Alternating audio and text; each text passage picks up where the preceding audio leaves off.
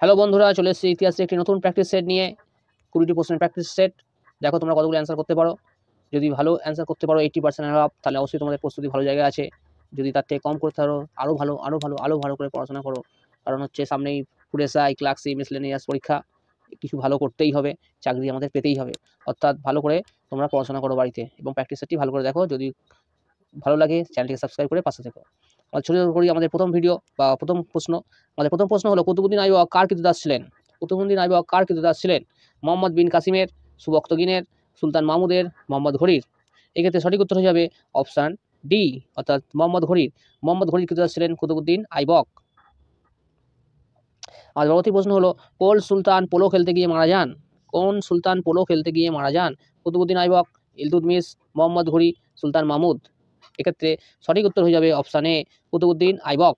কুতুবউদ্দিন আইবক সুলতান, তিনি পোলো খেলতে গিয়ে মারা গিয়েছিলেন। আর পরবর্তী প্রশ্ন হলো, খলিফা কাকে সুলতানি আজম উপাধি দিয়ে ভূষিত করেছিলেন? আরবের সুলতান যে এই খলিফা কোন সুলতানকে সুলতানি আজম উপাধিতে ভূষিত করেছিলেন? Option A Balban, option B Alauddin Khalji, option C Iltutmish, option D Firoz Shah Tughlaq.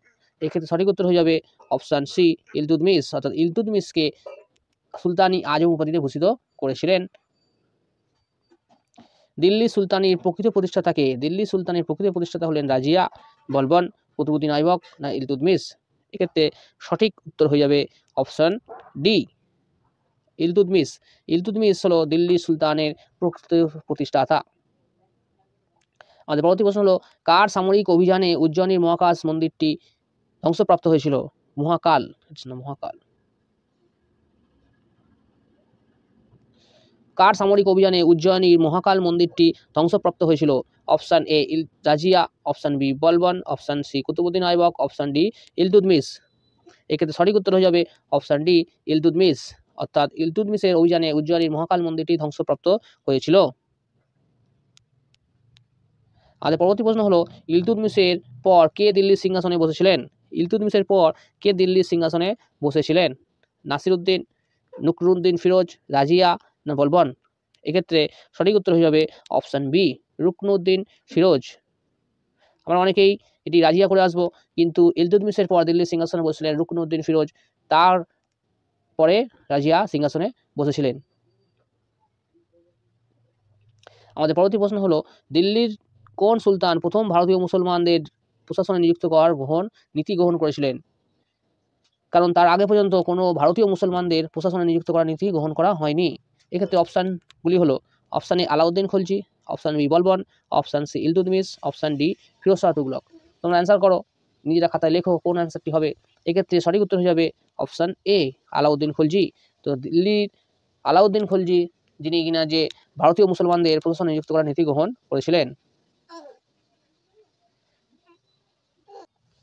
পরবর্তী প্রশ্ন হলো, রাজিয়ার পর দিল্লির সিংহাসনে কে বসেন? গিয়াসউদ্দিন বলবন, মইজুদ্দিন বাহরম শাহ, আলাউদ্দিন মাহমুদ, নাসিরউদ্দিন মাহমুদ। এক্ষেত্রে সঠিক উত্তর হয়ে যাবে অপশান বি, মইজুদ্দিন বাহরম শাহ। মইজুদ্দিন বাহরম শাহ রাজিয়ার পর দিল্লির সিংহাসনে বসেছিলেন। আর পরবর্তী প্রশ্ন হলো, ইলতুৎমিশ প্রতিষ্ঠিত বংশের শেষ শাসক কে ছিলেন?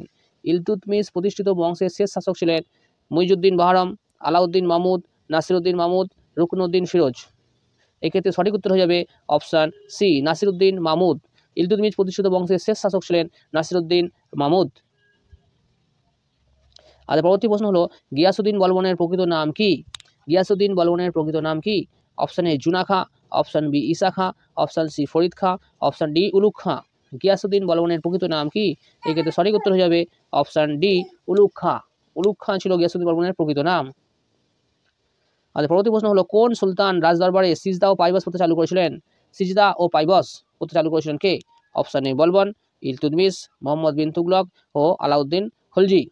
এই সিজদা ও পাইবাস প্রথা জানা আছে, একবার সুলতানকে শটাঙ্গে প্রণাম করা, সিজদা ও পায়ে চুম্বন করা, এটা হলো পাইবাস। অর্থাৎ সিজদা ও পাইবাস প্রথা চালু করেছেন রাজ দরবারে, তিনি হলেন অপশান এ বলবন। বলবন হচ্ছে সিজদা ও পাইবাস প্রথা চালু করেছিলেন। আর পরবর্তী প্রশ্ন হলো, 1286 খ্রিস্টাব্দে কার নেতৃত্বে মঙ্গলরা মুলতান আক্রমণ করেন? 1286 খ্রিস্টাব্দে কার নেতৃত্বে মঙ্গলরা মুলতান আক্রমণ করেছিলেন? Option A Genghis Khan, option A B Amar, option C হলাগুর, অপশান ডি তৈমুর লং। 1286 খ্রিস্টাব্দে কার নেতৃত্বে মঙ্গলরা মুলতান আক্রমণ করেছিলেন? এক্ষেত্রে সঠিক উত্তর হবে অপশন বি, ওমরের নেতৃত্বে। ওমরের নেতৃত্বে মঙ্গলরা মুলতান আক্রমণ করেছিলেন 1286 খ্রিস্টাব্দে। আমাদের পরবর্তী প্রশ্ন হলো গিয়াসউদ্দিন বলবনের পর কে দিল্লির সিংহাসনে আরোহণ করেন? গিয়াসউদ্দিন বলবনের পর কে দিল্লির সিংহাসনে আরোহণ করেছিলেন? Option A Kaiqubad, option B Kayumars, option C Jalaluddin Khalji, option D Alauddin Khalji. এক্ষেত্রে মনে রাখতে হবে এখানে অপশন এ হলো রাইট অ্যান্সার, অর্থাৎ কায়কোবাদ গিয়াসউদ্দিন বলবনের পর দিল্লির সিংহাসনে আরোহণ করেছিলেন। আর পরবর্তী প্রশ্ন হলো জালাউদ্দিন খলজি কবে দিল্লির সিংহাসনে বসেন? জালাউদ্দিন খলজি কবে দিল্লির সিংহাসনে বসেন? 1240, 1290, 1236 না 1286 খ্রিস্টাব্দে? এক্ষেত্রে সঠিক উত্তরটি মনে রাখতে হবে 1290 খ্রিস্টাব্দে। 1290 খ্রিস্টাব্দে জালাউদ্দিন খলজি দিল্লির সিংহাসনে বসেন। পরবর্তী প্রশ্ন হলো আলাউদ্দিন খলজি কত খ্রিস্টাব্দে দিল্লির সিংহাসনে বসেন? আলাউদ্দিন খলজি কত খ্রিস্টাব্দে দিল্লির সিংহাসনে বসছিলেন? 1286, 1297, 1296, 1290। এক্ষেত্রে সঠিক উত্তরটি হয়ে যাবে 1296 খ্রিস্টাব্দে। অর্থাৎ জালাউদ্দিন খলজির মাত্র 6 বছর পরেই আলাউদ্দিন খলজি সিংহাসনে বসেছিলেন এবং ইনি ছিলেন খলজি বংশের প্রকৃত প্রতিষ্ঠাতা। আলাউদ্দিন খলজির পূর্ব নাম কি ছিল? আলাউদ্দিন খলজির পূর্ব নাম কি ছিল? উলুগ খাঁ, ফরিদ খাঁ, জুনা খাঁ, আলী গুরসাব। এক্ষেত্রে সঠিক উত্তর হয়ে যাবে অপশন ডি আলী গুরসাব।